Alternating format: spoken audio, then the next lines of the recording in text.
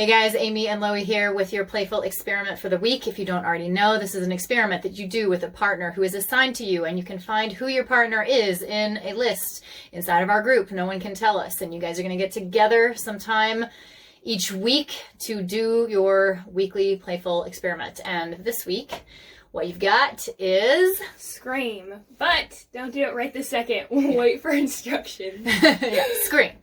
You get to scream, and here's what I'll say about that. Not with your partner the first time. The first time, it's one of those things you should probably test it out on your own. Because, you know this is what we're doing. On your own, scream. You might need to, because understandably, screaming is something that we use to signal emergency. So you might need to scream into a pillow. You might need to go out into the woods. You might need to let the neighbors know. Or maybe you don't give a crap and you're just going to scream. Maybe you just want to let the people know that are upstairs in your house that you're okay. But yeah, however you want to go about it, there are ways to get this done that are not just totally disruptive. Like I said, scream in a pillow if you have to, and you're going to scream. You're going to give it a try. There are 3 different types of screams I want you to play with. The first one is the release valve kind of scream. The one that's letting go of all the pent-up stuff inside of you, the frustration or feelings that are just not being tended to. Maybe it's feelings of sadness or feelings of just boredom that are not being tended to in there. But anytime you have feelings that are not being tended to inside your being, there's pressure. And so just let off the release valve and just let out a scream that's totally in that vein of things. And then the next scream that you want to try is sort of like the excited squeal scream, the kind of scream that you would let out if you were jumping off of a rock cliff into some water, the yeah, yippee kind of thing, if something really awesome is happening. Squeal of delight or whatever. So let out one of those sort of, playful battle cry kind of screams. Then your third one is going to be almost more like a yell, because it's going to be this empowered, hey, I'm trying to get somebody's attention, listen to what I have to say, leadership, sort of authority, sort of yell. That's going to be in your loudest, most authoritative voice, the empowerment, and see how that one feels. So you got these 3 screams. You're doing these on your own, feeling how they feel, and then you're going to come together with your partner, and you guys are going to discuss how it went. How did it go? What were the things? And then you can actually scream together if that works. If it's the right time, the right place, and you could, or one of you could, there is something really cool about doing that in front of somebody witnessing you. So, do that. Bonus points if you do. But here are the kind of things that you would want to just kind of ask each other, how did it go? Was it nervous for you? Do you feel screaming is too much and you were kind of timid to do it? Or was it awesome? Did you scream immediately? Do you associate screaming with anger?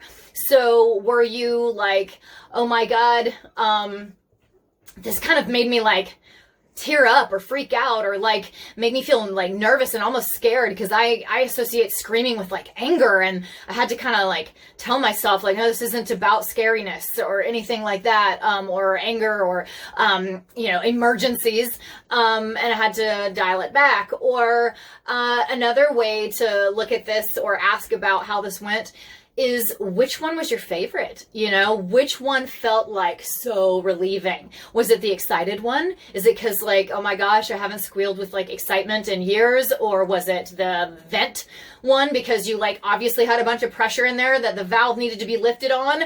Or, was it the authority one? Oh my gosh, I've never even screamed like that. I mean, to hear my own voice, it was almost shocking. It sent me back into my chest of oh my God, I just spoke with this really empowered voice, and I haven't heard my power like that ever or in a while or whatever. And so that was which one did you need the most? But then also, which one was just your preference, or no, not preference, the most common? You always do that one. That one felt like nothing. I always scream with excitement. Is there one that kind of felt like nothing? And then that kind of tells you like, oh, okay, so that's my most common wavelength that I'm usually sitting on. You know, for me, it might be the authority one. You know, it's like, that's kind of embarrassing. Like, that's kind of how I talk every day. That didn't sound like a scream or a yell. That's just like me talking. You know, so, you know, find out what you find out about yourself. The other thing to notice is like, how did you feel in your body? I mean, was it nervous? Was it, or I would like to at least call some awareness to the fact that this can be really grounding to do. I mean, did you feel that? Hearing your own voice can be jarring and shocking, but also like centering, because it just like brings you into yourself immediately. Like, oh my God, here I am, like my own voice. You know, it calls focus on yourself. And there is kind of a grounding effect too. There's even like your vagal nerve that has all these functions, for like regulating your heart and totally grounding you out and putting you in a calm state, or a state that feels alert, like alert and calm, you know. Your vagal nerve gets stimulated by this like vocalization stuff. So yeah, the screaming is going to totally stimulate that vagal nerve. So did it kind of like center you out and like focus your attention, or did it calm you down, or did it freak you out? You know, I mean, obviously anybody can have any experience with it, but it's healthy for your actual nervous system and cardiovascular system to do this. Even though we do tend to think of screaming as like this negative, emergency only, freak you out kind of thing. Like, no, vocalizing and like using your voice, you know, like this thing is healthy. It's a really cool way to kind of have an effect on your body and your awareness immediately. So see how you like it. Like I said, bonus points if you're able to scream with your buddy, if it's appropriate, you know, while you guys are meeting up. That would be cool, you know, walk outside and get it done.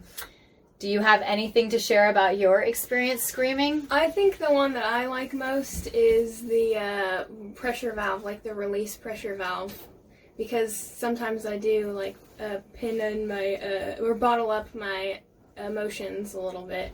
And I feel like I do the excited squeal a lot, very often. So that one's like your That commonplace. one's like, You are, yeah, yeah, you do exactly. that. Okay, so yeah, but I hear you.